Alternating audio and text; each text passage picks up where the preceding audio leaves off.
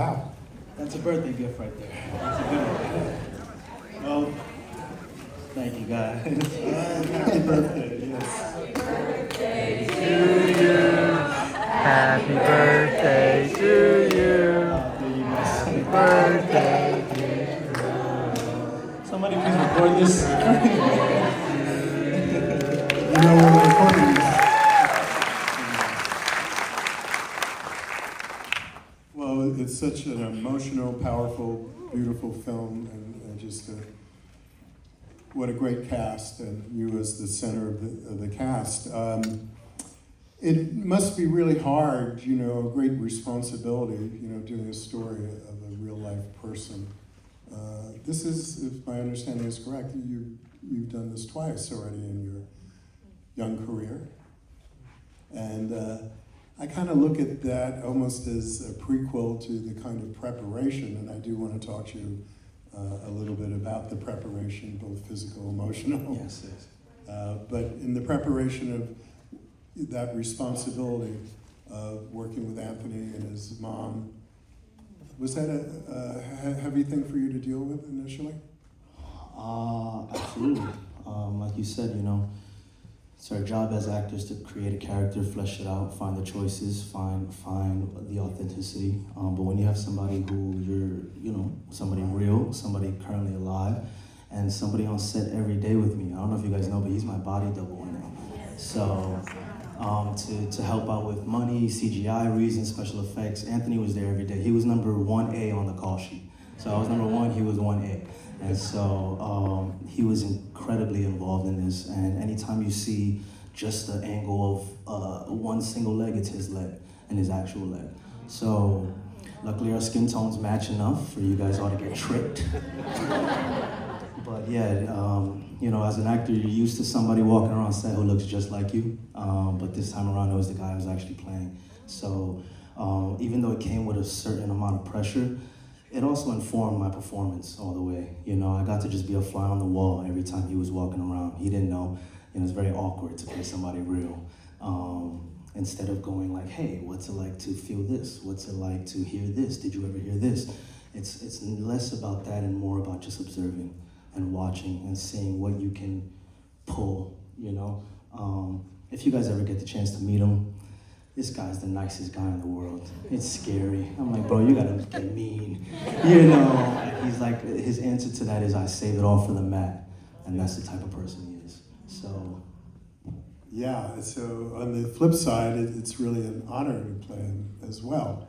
Such a special individual, and I know the director had said some similar aspects.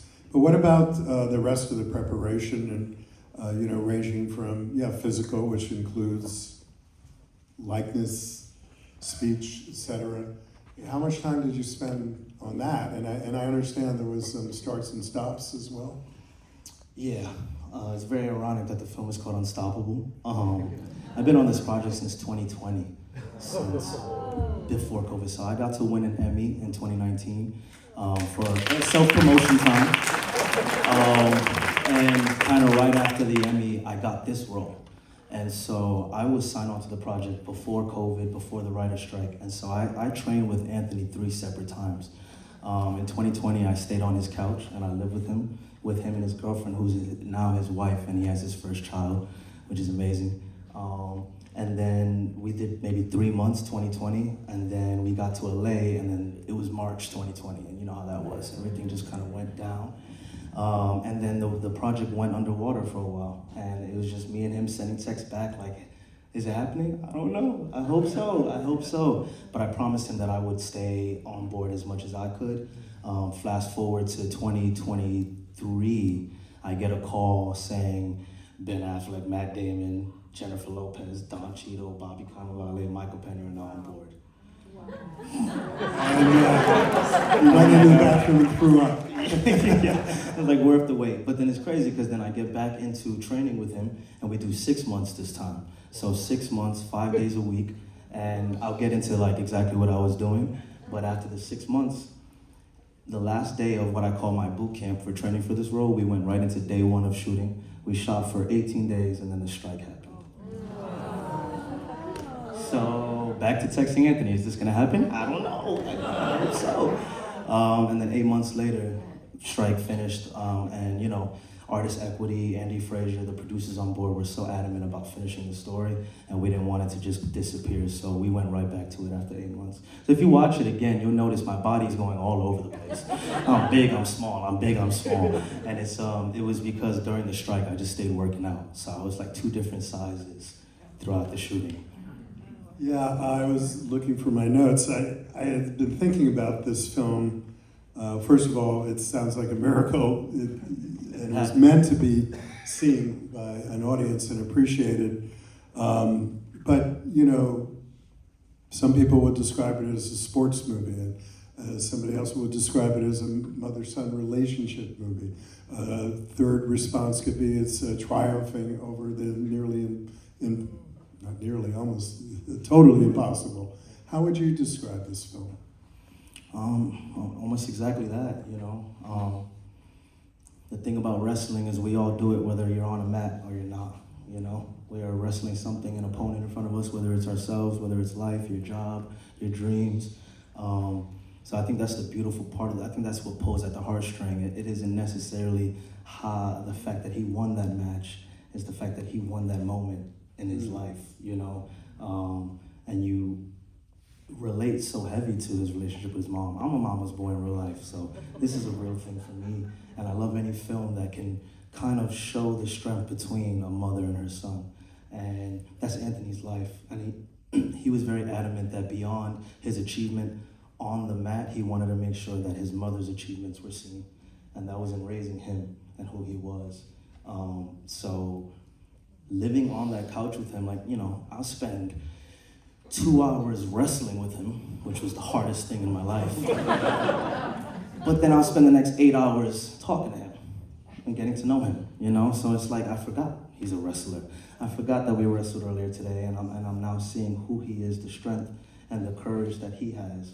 You know, he's big on, the reason he is the nicest guy, in my opinion, is because he's built this resilience within him where he doesn't want help, you know? He doesn't want remorse. He doesn't want you to feel bad for him. He doesn't need that because he's built it all for himself. And so I wanted to find how to toe that line. If you go online and look up Anthony, it's just him, like, excuse my language, like beating ass on the mat, you know, and going crazy. And the beast that he is on the mat is not who he is as a human. And to me, that was the magic trick and who he is as a person.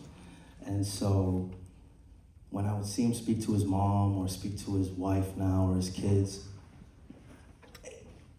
it's breathtaking. It's breathtaking. And so I wanted to make sure that in those moments where I was making the choices with my eyes and my face, that there was this naivete, you know, there was this young boy, no matter what situation he was in, because he is someone always constantly fighting what's going on around him, whether it's an opinion or whether it's his own opinion. He's had to fight a little extra than we had. So I wanted to make sure those moments, whether it's in the home with Bobby or whether it's with, you know, Don, in the schools, that he was always learning something new. And then once he learned it, he just crushed it right after, you know?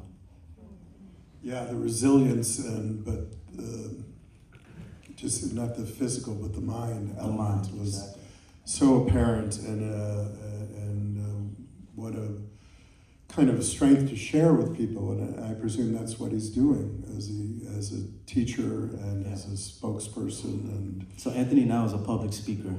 And he travels to different colleges and he speaks to students and he's changing lives every day with this. So, you mentioned Bobby and there's Jennifer. There's such an amazing cast, and it sounds like you were saying you were cast really early.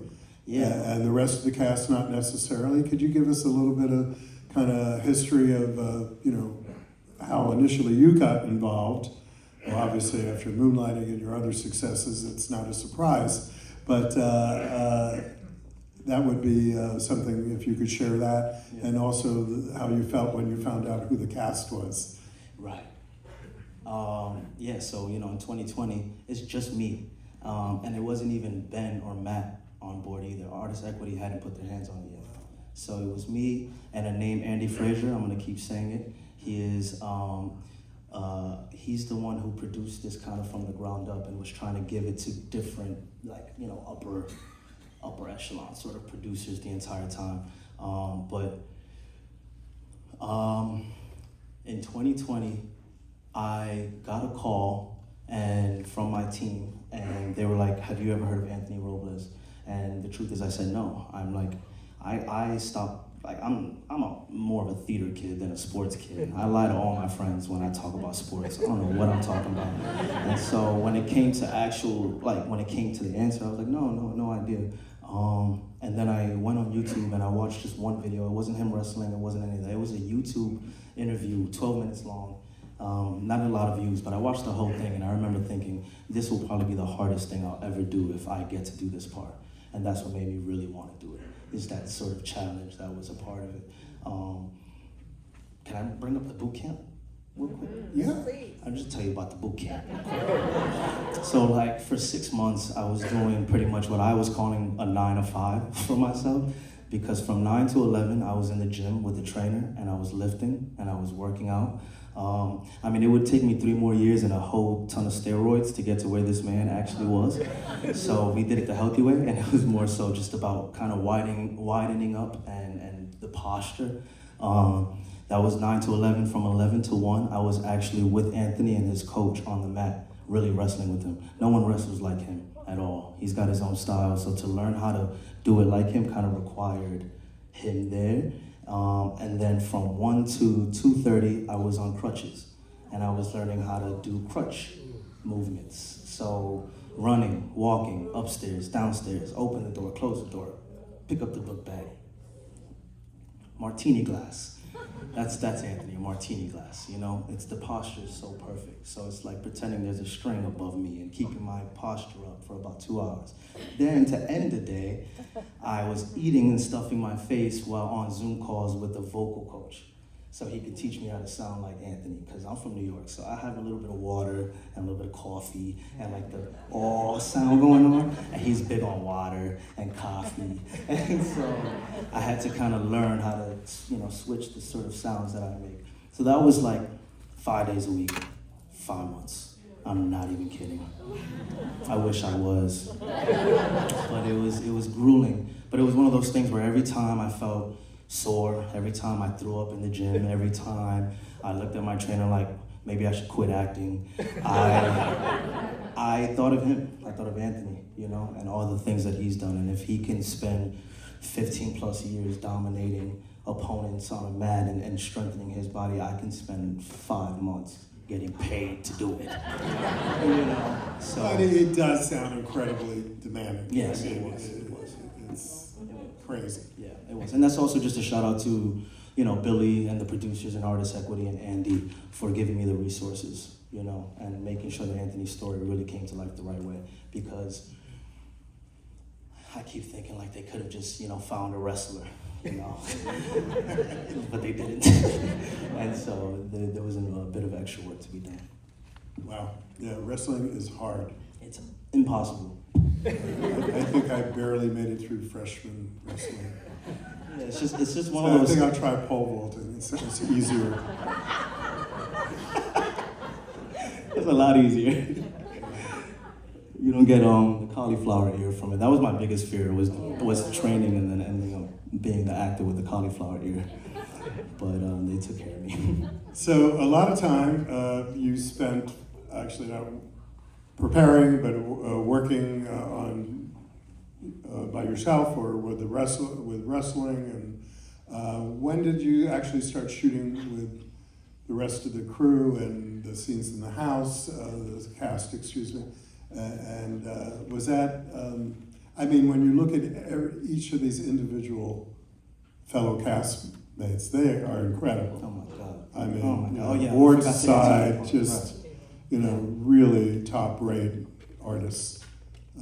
Did that take any transition for you when they came aboard, and how was it working with some of those stars? Well, to be honest, it freaked me out, to be honest. Like at first, I'm like, all right, this is my movie, I'm gonna run this. It wasn't that. These are stars that I've looked up to. Don Cheadle is one of my favorite actors of all time. And he's now maybe my favorite actor of all time, just having to work with him. But when I got the call, to be honest, without trying to sound like corny or cliche, I thought of Anthony, and I was so excited for him. That's just that simple. I called him right after, and I was like, I don't know if you heard, and he didn't, and so I got to break the news to him about what was about to happen for his story. I just thought there was such a seriousness that was about to come on board now. You know, sports movies are tricky. You know, like you can go real, down the cliche road and make it one of those like, all right, cool, like sell it to Disney or something. But this was when I heard Ben was on it, and he was revising the scripts. I just felt like there was a sort of like a gravitas that was going to be added to the entire production, and it was, and we weren't wrong. So it was cool to see everybody put in their heart and soul into it. And because Anthony was on set, it was almost like it was a natural feeling of let's put in that work, It wasn't like it was some guy, a couple states away and we're telling his story. He was there every day, and Judy was there as well. And so we felt a certain responsibility, from me to Jennifer to Don to Bobby. And then Billy, man, shout out Billy, first time director, incredible editor. But I pride the relationship between a director and actor. I think it's one of the most important relationships on a set. I think things can fall apart around it if that isn't solid. And Billy really knows how to talk to the actors and really speak to the actors. So a lot of that performance that we got to see from Jen, that wonderful performance, was pulled from hours of rehearsals that were forced upon us. There was no games. We're not gonna, let's get this done and let's make it authentic. And so we did that.